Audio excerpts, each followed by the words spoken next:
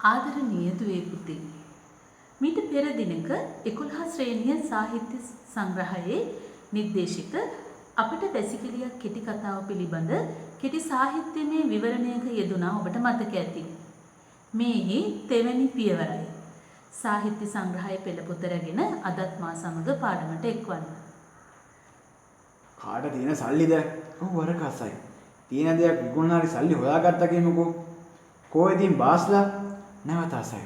වර්ෂාවක් ලෙස පායන්නාක් මෙන් කතාබහද කාලයත් සමග තුරන් වන්නට විය.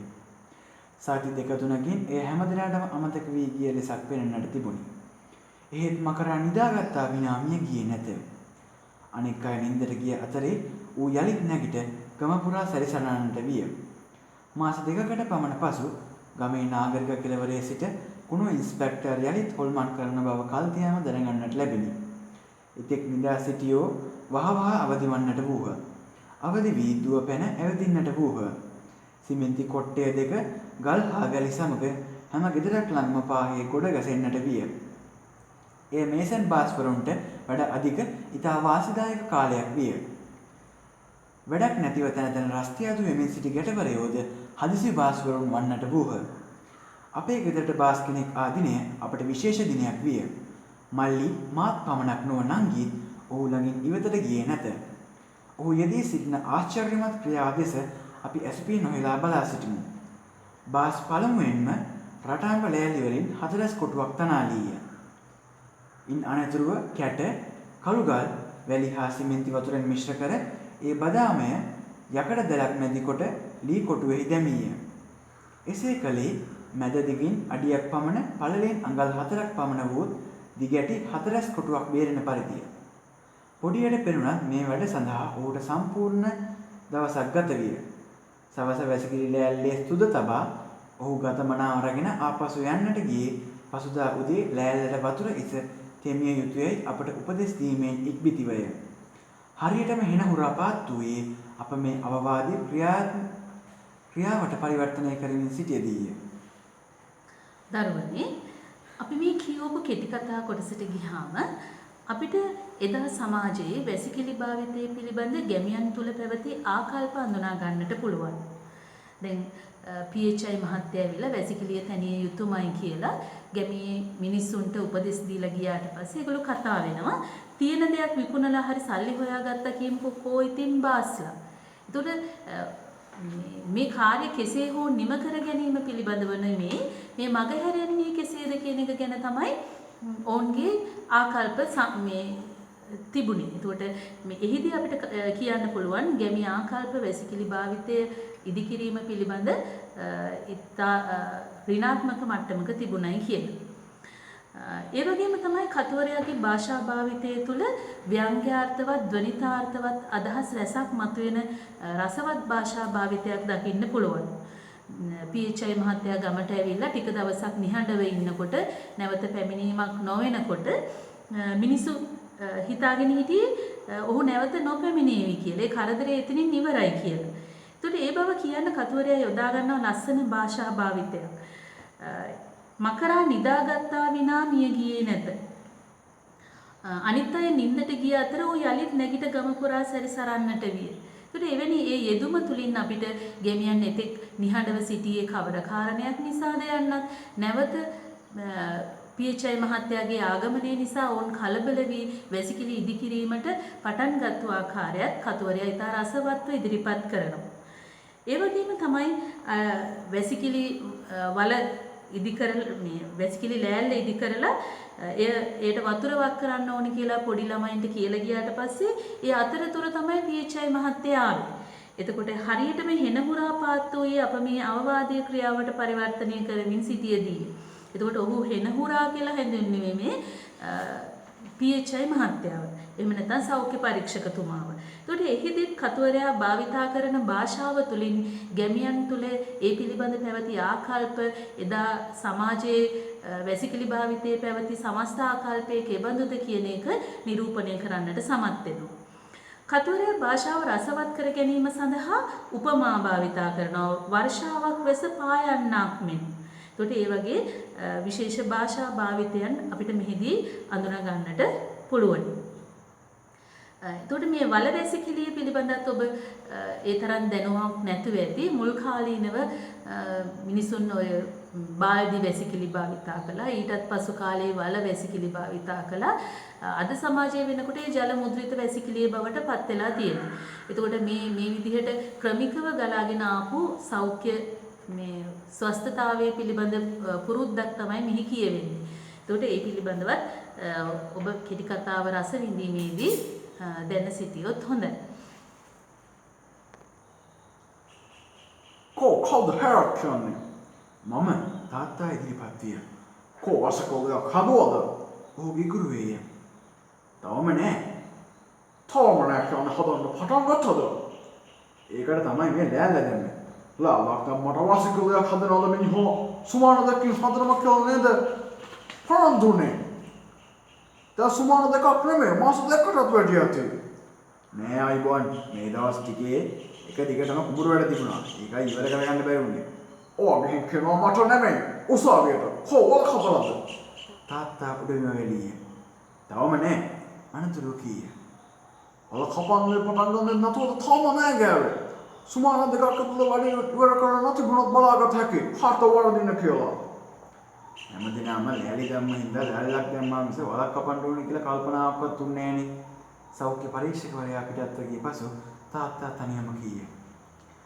වැසිකිලි තැනීම සඳහා කිසිදු උනන්දුවක් නොගත් කීප දිනෙකටම නඩු පැවරුම් ලියාගත් ගිය නිසා පසුදාම වලක් කැපීම ආරම්භ කරන ලදී. එය තාත්තාටම කළ හැකි දෙයක් වූයේ උපදෙස් හැරෙන්නට වෙන උදව්වක් කිසිවෙකුගෙන් අවශ්‍ය නොවිය. බලෙන් පසු නැවතත් වැඩ නතර විය. ඒ මෙවර සෞඛ්‍ය පරීක්ෂක සති දෙකක් තුල නොපැමිණි බැවිනි.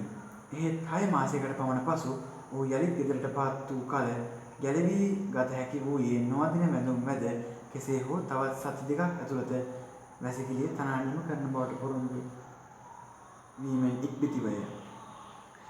මේ කොටස ගත්තාම අපිට වැසිකිළිය ඉදිකිරීම පිළිබඳව ඒ නිලධාරියතුමා විසින් ගන්නා උත්සාහය හඳුනා ගන්න පුළුවන්. එතකොට වැසිකිළිය ඉදිකිරීම පිළිබඳ කාර්යභාරය ඔහු කෙසේ හෝ ජය ගන්නට දරන උත්සාහයත් වැසිකිළිය ඉදිකර ගැනීම පිළිබඳ ගැමියන් තුළ ඒ තරම් උවමනාවක් නොතිබුණු බවත් විශේෂයෙන් ප්‍රකාශ කරන්න පුළුවන්. දැන් වැසිකිළි ලෑල්ල දමලා තිබුණාට වැසිකිළියට අවශ්‍ය වලක් අවශ්‍යයි කියන එක ගැනවත් ඔවුන්ගේ උනන්දුවක් තිබුණේ නැහැ. ඒක ගැන දැනුමක් තිබුණේ නැහැ. ඒකට මේ ගැමි ආකල්ප තුලින් වල කපන්නට පටන් ගත්තේවත් නැතුවයි තවම නෑ ගෑවේ. එතකොට ඒ හැමෝම ඒ සෞඛ්‍ය පරීක්ෂක මහත්තයා ඒ විදිහට ගෝරනාඩු කරලා ගියාට පස්සේ කතකයාගේ තාත්තා විසින් කියනවා හැමදෙනාම ලෑලි දමන හින්දා දැම්ම මිසක වලක් ඕනේ කියලා මට නම් කල්පනාවක්වත් උනේ නැහැ. එතකොට මේ ප්‍රකාශය තුලින් වැසිකිළියක් ඉදි කර ගැනීම සහ එහි අවශ්‍යතාවය පිළිබඳව ගැමියන් ඉතාමත් ඍණ මට්ටමේ ආකල්ප තිබුණු බව, ඒ තරම් හොඳ ආකල්පයක් ඒ කාලේ සමාජයේ ප්‍රවර්ධනය වෙලා නොතිබුණු බව අපිට කියන්නට පුළුවන් දරුවනේ. තව දුරටත් මේ කල් දෙමිය නොහැකිය. අඩක් වැඩ අවසන් කළ නිසා එසේ කල් දෙමීමේ තේරුමක් නැත. නඩු උසාවිය යන බොහෝ ගැමියන්ට මෙන්ම තාත්තාටද රෞරව නරකයේ වැනි භයානක දේවල්ය. මේ නිසා ගෙදරට පුංචි පැටියෙකු ඇති වූවක් මෙන් ඒ කිට්ටුව පුංචි වැසිකිළියක් තැනිනි. මේ පුංචි පැටවා මහා එකාට වඩා ලස්සන විය. මා ගෙදර බිම ගොම මැටිය. මෙහි සිමෙන්තිය. මාගේ දිත්තිවල ගොම මැටිය. මෙහි සුදු ගුණිය. නෑකම හැඟවීමට මෙන් දෙකේම වහල සෙවිලි කර තිබුණේ පොල් අතු වලින්. පොඩි එකාගේ උපන්දිනය 1924/12/1 යනුවෙන් උළුවස්සට උඩින් කොටා තිබෙනි. සෞඛ්‍ය පරීක්ෂකවරයා ඊළඟ වාරයේ පැමිණෙන විට අපේ මේ හපංකම් දෙක තෘප්තිමත් වූ බවට සැක නැත. ඔහු වැසිකිළිය වටේ යමින් පරීක්ෂා කර බැලීය.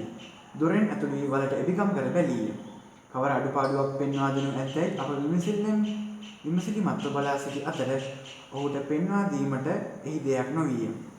ඔහු පිටුපස තාත්තා සැනසිලි සුසුම් හෙළීය. වැසිකිළියක් තනානීම වූ නමුත් අප කිසිවෙක් එය පාවිච්චි නොකළෙමු. නීතියෙන් ගැලවීමට සෞඛ්‍ය පරීක්ෂකටත් අපටත් අවශ්‍ය වූයේ ගොඩනැගිල්ලක් පමණි. වැසිකිළි තැනීමෙන් පසු එය අනිවාර්යයෙන්ම පාවිච්චියට ගනු ඇතැයි ඉන්ස්පෙක්ටර් සිතුවා විය හැකිය. අප නම් ඒ කක්කුසිය කියාවත් නොකීවෙමු. අපට නොහුරු අප එය හැඳින්වූයේ වැස්කිළිය යන නොහුරු එහෙත් ගෞරවාන්විත නමිනි. මේ අතර මල්ලි නංගීත් එය වෙනත් වැඩකට යොදාගත්හ. එනම් සෙල්ලම්පත් ඉවීමටත් කඩ දැමීමටත්ය. සෑමදාම උදෑසන අප එක එක්කෙනා එක් එක් දිසාවෙන් කෑරොදට පිවිසෙමු. පඳුරු ඈත් මෑත් කර රිංගන අපට කෙනෙකුට නිදහසේ වාඩි වීමට තරම් ඉඩකඩ ඇතිව ගස් කොළන් වලින් වට වූ බිමක් හමු වී. ගස් ඈත් මෑත් කරන අඩිය තබන විට ඒ හඬින් නිලමැස්සන් හමුදාවක් රුවන් ගාගෙන අහසට නැගී ආවොත් අප එතනින් වහාම පසුබසිමු. වනරොදින් පිටවන පිරිමි කෙලින්ම යන්නේ වත්ත පහලින් ගලා යන ඇල පාර වෙතටය. ගෙහැණු වතුර පණිට්ටුවක් රැගෙන පොල්ලතු මැස්සත් දර මැස්සත් අතර වන හිස් බිම් තීරුවට යති.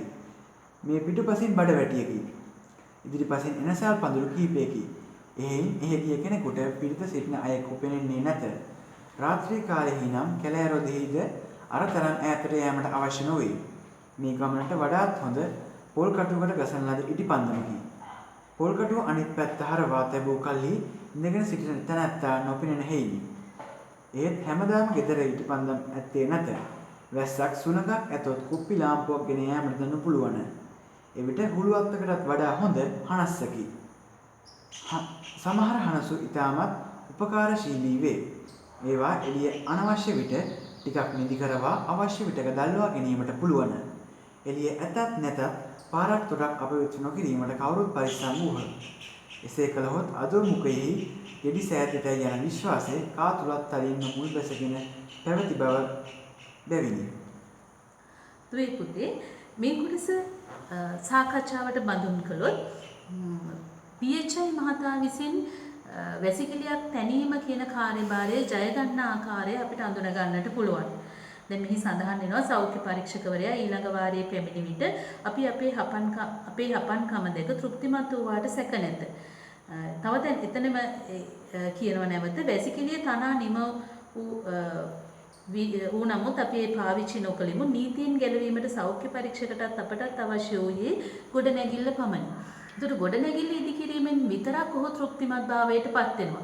ඔහුගේ රාජකාරිය නිමා වූ වාසේ සලකනවා.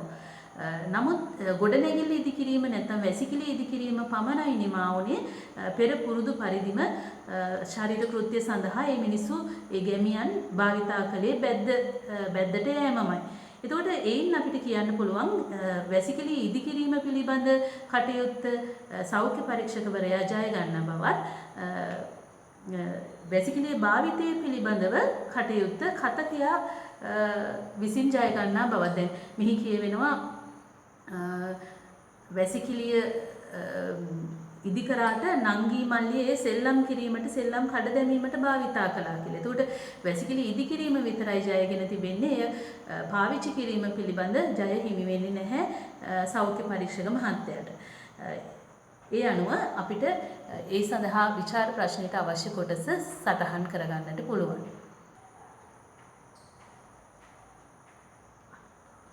අලුත් අවුරුද්දේ අලුත් පන්තියකට ගිය විට අපට ඉගැන්වූ විෂයන් අතර සෞඛ්‍ය විද්‍යාවද විය. විස බීජ හා ශුක්‍ර ප්‍රාණීන් පිළිබඳව මෙහිදී උගන්වනු ලැබින. ඒ අනුව ඇතැම් ලෙඩ රෝග සෑදුනේ ඔවුන්ගෙනි. මෙය මෙතෙක් මා සිතා සිටි රෝග නිදානයන්ට වඩා වෙනස් විය. කුමන ලෙඩක් සෑදී වෙද මාතා ළඟට ගියත් ඔහු කීවේ වාතය පිට නැතහොත් සැම කිපීමෙන් හටගන්න බවයි. අම්මා හා තාත්තාද එසේම විශ්වාස කළ අතර යක්ෂ දෝෂ හා පෙරේත දෝෂ වලින් ලෙඩ හටගන්නා බව ඔවුන් අතර ඇති වූ කතාබස් වලින් මට පැහැදිලි විය. මේ පරස්පර විරෝධී භාවයෙන් මා තුළ විමතියක් හටගත්තේ මම පාසලේ උගත් කරුණු අම්මාට කීවෙමි. ඇහැටවත් නොපෙනෙන සත්තුන්ට පුළුවන්ද මෙච්චර ලොකු මිනිස් ඇඟකට හානි කරන්න? එහෙනම් මැක්කෝ මකුණු කන තරමට මිනිස්සුයි කියලා જાතියක් ඉතුරු වේවිය. අම්මා කීවාය. එහෙමනම් අපටත් පෙරේතයෝ කොහොමදවත් පේන්නේ නෑ නෝය. ඇහැට නොපෙනුනාට සමහර පෙරේතයෝ ඉන්නවා කඳු පර්වත තරම් විශාල. එක පෙරේත වර්ගයක් ඉන්නවලුනේ ඇඟ පර්වතයක් තරම් විශාල වුණාට කට ඉදිකටු මලක් තරමට පුංචි. ඉතින් ඒ නොපෙනෙන සතා පෙනෙන දෙයක් කාපුවම ඒ කාපු දේවලුත් පේන්න එපාය. පෙරේතයෝ කෑම කන්නේ නෑ. කෑමට දිෂ්ටි හෙලනවා. එහෙම දිෂ්ටි හෙලපු කෑම කාපුවම තමයි ලෙඩ වෙන්නේ. විමතිය මුළුමනින්ම පහ නොවුනත් අම්මා කියූ දේ ඇත්තක් වන්නට ඇතැයි මම ඒ වෙලේ සිතුවෙමි. එසේ වුවත් පාසලේදී සෞඛ්‍ය පාඩම තවදුරටත් ඉගෙන ගන්නා විට ඒ ඉගෙන ගන්නා කරුණු වඩාත් සත්‍ය වේ සිතන්නට විය. වැසිකිලි පාවිච්චිය නොකිරීම නිසා පාචනය, කොලරාව, කොකුපණු රෝගය වැනි ලෙඩ රෝග ඇතිවන බවත් කියවිනි. පාසලේ පෙන්වූ මැජික් හෙවත් නිසල රූපරාම ප්‍රදර්ශනයකදී කොකුපණු රෝගීන්ගේ අසූචි මාර්ගයෙන් කොකුපණු රෝගයේ පැතිරෙන ඡායාරූපයක් දක්නට ලැබීමෙන් ඒ අදහස වඩාත් තහවුරු විය. එපමණක් නොව වැසිකිලි පාවිච්චිය අර්ථවත් ක්‍රියාවක් දැයිද ඒත්තු ගැන්වින. අප පාසලේ වැසිකිළියක් හා කැසිකිළියක් තිබූ නමුත් මම කවදාවත් වැසිකිළිය ප්‍රයෝජනයට ගෙන නැත්තෙමි. අවශ්‍යතාවක් ඇති වූ විට පවා ගෙදර එනතුරු තද කරගෙන සිටියෙමි. විනත් ළමයින්ද එහි යනු මාදක නැත. එයින් එය ගුරුවරුන්ට පමණක් සීමා වූවාක් ලෙස සැලකීමේ වරදක් නැත. විවේක කාලයේ සීනුව නාදවත්ම අප රංචු පිටින් දුවගෙන ගියේ මූත්‍රා කිරීම සඳහා කැසිකිළිය වෙතටය. ඊය පැහැදම් කොට මහත් වී වැසිකිළියක් තනා අලංකාරය සඳහා තබා ගැනීමේ තේරුම කුමක්ද? කැලෑ රොදට වදිද්දී වරක් දෙකක්ම පායට පෑගුණු පිළිකුල් ස්පර්ශය මතක් වන විටත් පිළිකිතක් ඇති කරලයි. මේ හැරෙන්නට අලුත් භාණ්ඩයක් භාවිතා ගැනීමට කෙනෙකු තුළ ඇතිවන ආශාවට සමාන ආශාවක් මා තුළද හටගෙන ඇත. මුලින්ම මා වැසිකිළිය පාවිච්චියට ගත්තේ ගෙදර කාටවත් නොදැනෙන පරිදිය. මල්ලි හෝ නංගි එහි නොගොස් කොළරොඩු විසිරී තරමක් අපිරිසිදු වී තිබීමද මට පහසු විය. වැසිකිළි ප්‍රයෝජනයට ගත්තද ජලය සඳහා එදිනෙද ඇල පාරට ගියමි. ගොස් විල්යායේ උඩ බලා කිසිවෙකු පෙනෙන්නට නොසිටියේනේ එතනම වාඩි වුණෙමි. කෙසේ වුවද මෙය මට තනිවම තද කර තබා ගැනීමට හැකි තරම් බර වැඩි අත්දැකීමක් විය. පිට යාළුවෙකුට එය කිව නොහැකිය. ගෙදර වුවද කිව හැක්කේ මල්ලීට පමණි. මල්ලී මා සිතූ තරම් විශ්වාසවන්තයෙක් නොවිය. අම්මේ යයි කට පුරවාගෙන ඔහු කුස්සිය දෙසට දුවන්නට සූදානම් විය. මම අතින් ඔහු අල්ලා නතර කෙරෙමි. ඕක ඔය තරම් මඩ පෙර ගහන්න දෙයක් නෙමේ. දැන් කවුරුත් කැලේවල් ගන්න රින්ගන්නේ නැහැ. මම කීමි. අම්මාට නොකීවත් ඔහුට එය තනිව රැක ගැනීමට හැකි රහසක් නොවිය. ඔහු එය නංගීට කියා තිබිනි. නංගී එය අක්කාගේ කනේ තැබුවාය. හා එයාට විතරක් මොකද? මමත් හෙට යනවා.